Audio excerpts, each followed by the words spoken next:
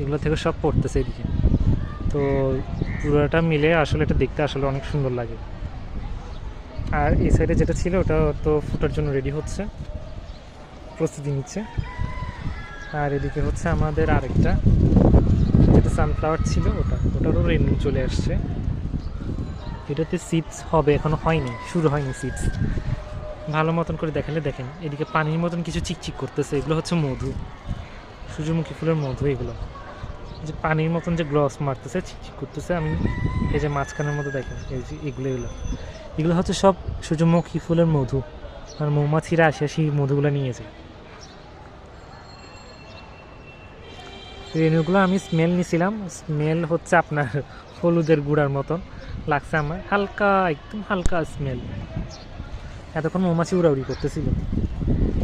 আর এটার পিছনের মাথাটা দেখেন একদম ভিতর দিকে চলে গেছে, এটা এই অংশটা একদম ভিতর দিকে চলে গেছে, কারণ এটা একদম সিডস থেকে মানে সিডস প্রডিউস করে দিবে, তো ওই জন্য। নিচে দেখেন সূর্যমুখী ফুলের সামনেও সুন্দর, পিছনের দিকটাও অনেক সুন্দর। এটা হচ্ছে এই ফুলের বিশেষত্ব একটা দিক, যেটাকে আমরা বলতে পারি। আর এটা তো আসতেছে, এটা ভিতরেও কালার এসে গেছে, পাপড়ির কালার চলে আসছে। আর এরপরে ফুটবে আই থিঙ্ক এটা, এরপরে হবে এইগুলা, ওইটাও বাকি আছে। আর নিচেটা এখনো অনেক ছোট, প্রচুর ছোট। এটা এখনো মেঘ হবে, কিন্তু যেটা সবার ছোট ওইটা কিন্তু সবার আগে ফুটছিল, যখন আমি 15টা সিডস লাগিয়েছিলাম তখন। আমি দেখাইতে পারছি কিনা কি জানি। এখনো রেনু আছে, ভিতরে সিডস হচ্ছে, একটু বাঁকা করে দেখালে বোঝা যায়। কমপ্লিটলি সিডস হওয়ার পর আমি তখন আরেকবার দেখাবো। বাতাস হচ্ছে বেশি, আমি এটা আমি ভিডিও করলে খালি বাতাস আসে।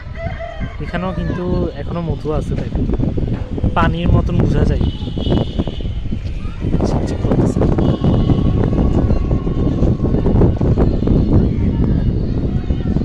এত সুন্দর, আমার মানে ইচ্ছে করছে এটা নিয়ে যাই। আমি একটু ক্লোজ করে দেখি, যদি মুখ সহ আমার সহ দেখেন, এটা হচ্ছে পুরো মনে হয় একটা মানুষ দাঁড়াইছে এরকম লাগতেছে। আসলে গাছের প্রাণ আছে তো, ওই জন্য একটা জীবন্ত জিনিস, এটা একটা আলার দেওয়ার একটা জীবন্ত জিনিস। তো আজকের ভিডিওটা এই পর্যন্ত, দেখা হচ্ছে নেক্সট অন্য ভিডিওতে। Thank you very much. মৌমাছিকে ডিস্টার্ব করে দিলাম একটু আমি। আল্লাহ হাফেজ। নেক্সট আপডেটে আপনাদের সাথে দেখা হবে। সবাই মসজিদ থেকে যাচ্ছে।